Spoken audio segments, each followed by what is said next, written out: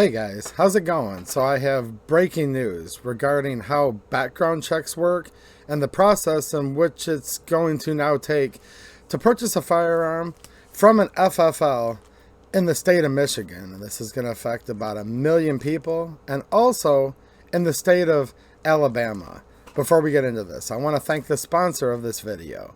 No, there's no ad read. The sponsors are all of you. So thank you for all of you who help keep this channel going, where we can break news about Michigan as well as throughout the United States. And since there's no corporate sponsors, if you would like to help support the channel, check out the links down there in the description. So this is huge news. I'm going to cut right to the chase, and then I'm going to do more of a deep dive because some of you don't have much time and some of you do like the thorough information that this channel provides. So this is just breaking. The Brady Permit Chart, which is the state list of qualifying alternative permits to NICS checks as of May 23rd, 2025, has just been updated, and this is awesome news.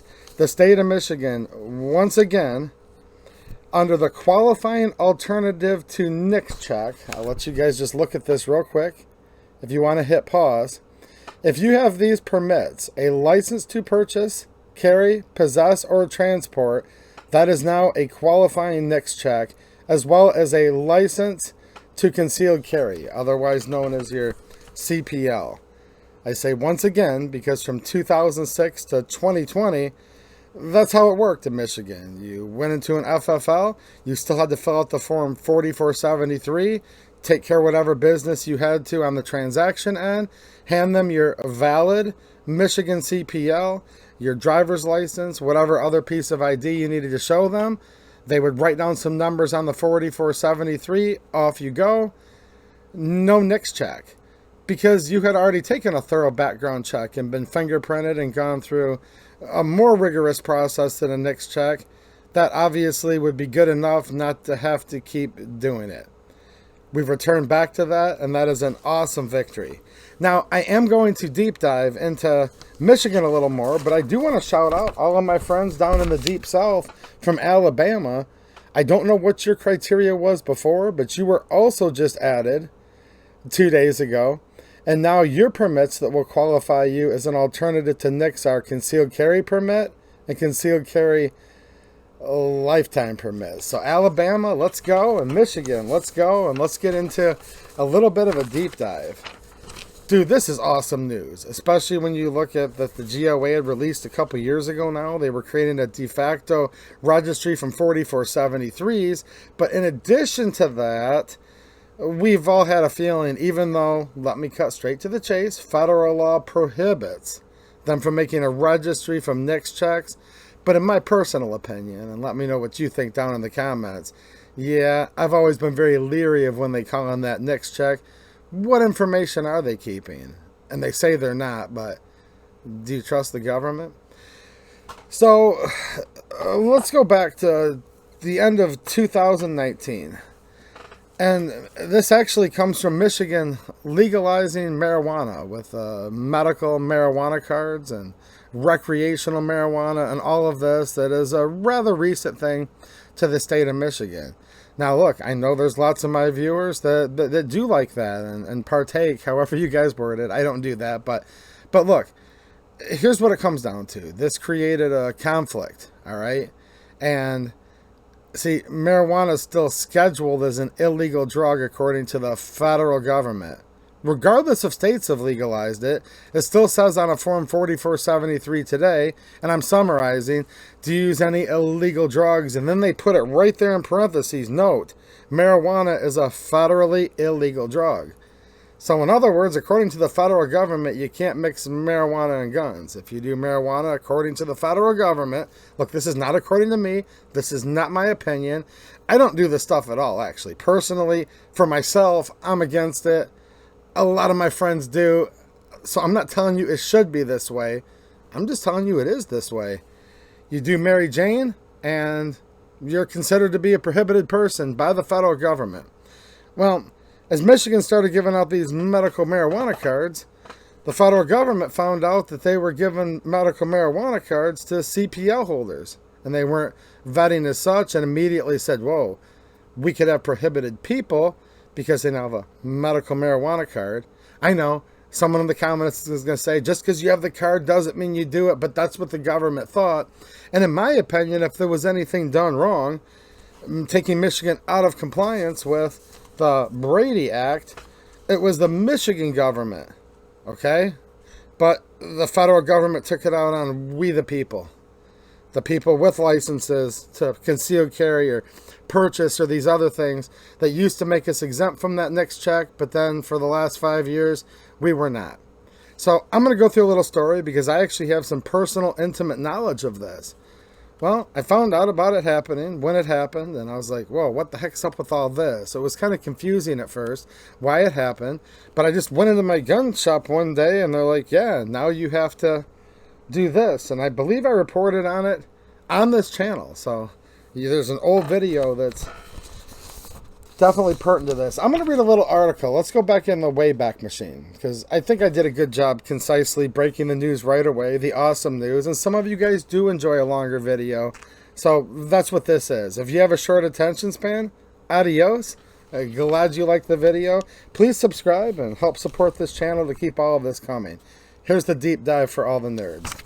We're going back in the time machine, March 18th, 2020. And this is from the Duke Center for Firearms Law.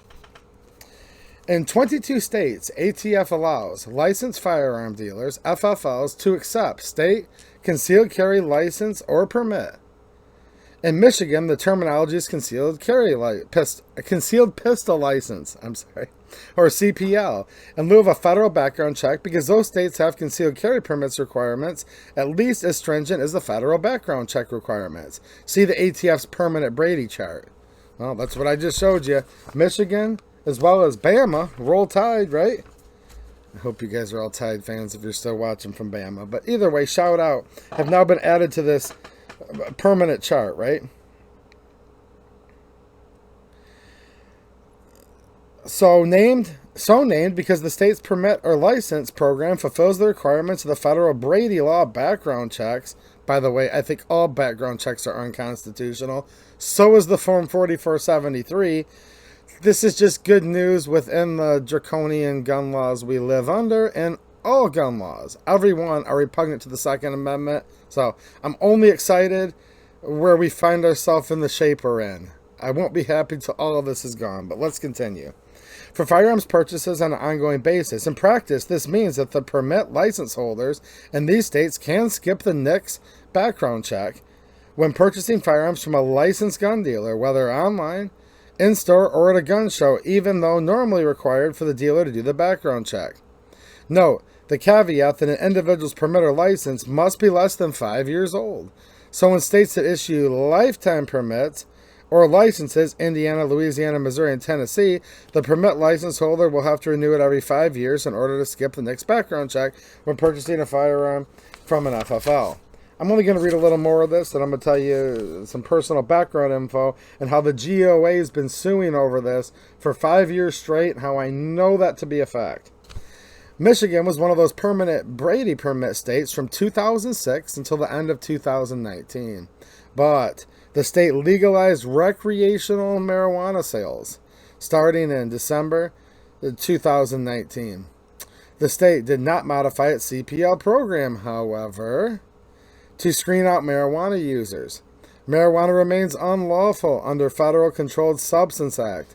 Federal firearm statutes such as 18 U.S.C. Section 922G3 prohibit regular users of controlled substances, including marijuana, from possessing or transporting any firearms. About 2 weeks ago, remember this is an article from 5 years ago, on March 3rd, 2020, the acting ATF director issued a public safety advisory to all licensed firearm dealers in Michigan. I literally reported this when it happened. I can remember the video now clearly. Effectively revoking this subsection in Michigan, all licensed gun dealers in Michigan must now conduct NICS background checks for all firearm sales, even if the purchaser has a valid concealed carry permit. And look, this hit me hard. And it hit a lot of my viewers hard. Because first of all, it's just more BS. But it got to the point where I was delayed every time. Literally delayed every time.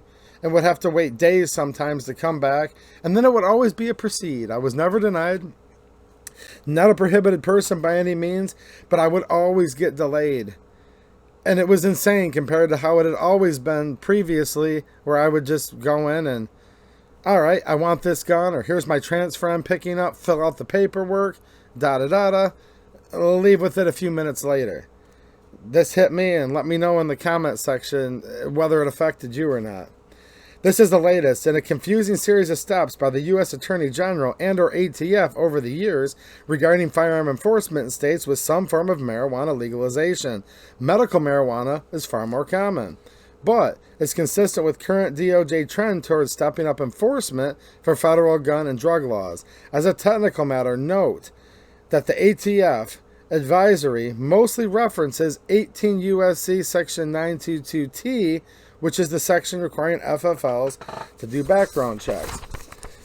This article continues. So around this time, I'm ticked off, and I'm like, can't we do something about this? This isn't the fault of all of the people in Michigan trying to buy guns that, according to the ATF, that Michigan wasn't doing things right. Like, dude, if people in Michigan were doing something wrong, the ATF should take it up with the government. If government officials, in other words, weren't doing stuff right, that should be on them. If they needed to get in trouble, they should get in trouble. No. They took it out on we the people like they always do. Well, I was talking to my friend John Crump at that time. A lot of you guys might know who he is here on YouTube, and he's a writer and in other places. And I said, dude, like, this is nuts. And I knew he was with the GOA. I said, is the GOA doing anything about it? He said, actually, we are. Let me give you the number of my good friend, Rob Olson, which is legal counsel for the GOA. So I called him, and he did take my call, and we talked for a while on the phone all about it. And he said, yeah, dude, it's BS, and we're suing the government over this. I was like, really? That's awesome. He's like, yep, don't know how long it's going to take, because that's the nature of suing the government, but we're suing the DOJ to get Michigan put back on this list. Now, we just talked about Michigan because that's where I live, but clearly Alabama as well. Well, clearly they've won because that's why we have this breaking news. Oh, let's fast forward a year or two. I had talked to Rob about some other things. I'm like, oh, by the way, what about that whole thing with suing to get Michigan CPLs back compliant with the Brady law? Because I'm getting delayed every time. He goes, man, we're still working on it. And he'd give me status updates from time to time.